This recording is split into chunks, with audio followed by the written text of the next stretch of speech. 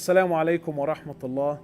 My brothers and sisters, we've reached that time of the year where I'm sure most of us have been invited to one party or another. Now, in short, I'm not going to waste your time. When it comes to parties and places where there's alcohol and mixing and any environment that you know Allah subhanahu wa ta'ala is not going to be pleased with, my brothers and sisters, in short, stay away from these places. Don't feel obliged and don't feel bullied to having to go to these places because, others may look at you differently. Allah subhanahu wa ta'ala created us to please Him and Him alone.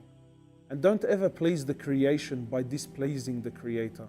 You don't want to be associated with these places because when you're there, you become a part of the environment. No matter how strong you are in your faith, don't throw yourself in the fire because you will definitely get burnt. I want to share an example with you guys that happened with me in my life personally that I think you guys might find interesting. We used to do like a hadith course. We used to read from Riyadh Salihin every Sunday morning. So anyway, cut a long story short, we got to the chapter where about not mixing between men and women, and shaking hands between men and women that are haram for you. So one of the brothers that was there who used to work in a corporate world, and when this topic came up and how, shaking of the hand of another woman is haram in Islam, and he went on and he went crazy and he couldn't believe that this is what the deen had to say about it.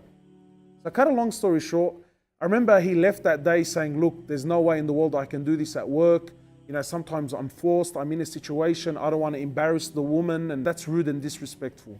But what I find interesting is that he went, and then the following week when he came back, there was a very different look on his face. So I said to him, what happened? He said, man, you're not going to believe it. The Tuesday, he said, we had like a corporate meeting at work where all of the managers in the nation came for this meeting. I said to him, yeah. He said to me, so my manager from one state, she came in, and he said, then I met her for the first time in my life. He said, so when we got into the boardroom, when we got into the meeting room, he said to me, I walked over to her and I extended my hand to say hello. So she extended her hand and they shook hands, and he said to me, as we were shaking our hands, she said, it's finally nice to meet you, and put a face to the voice. And then she asked him about his name. They're still shaking hands, mind you. So she asked him about his name, and he said his name, which was an Islamic name. She said, oh, you're a Muslim. So he smiled and he said to her, yes, I am.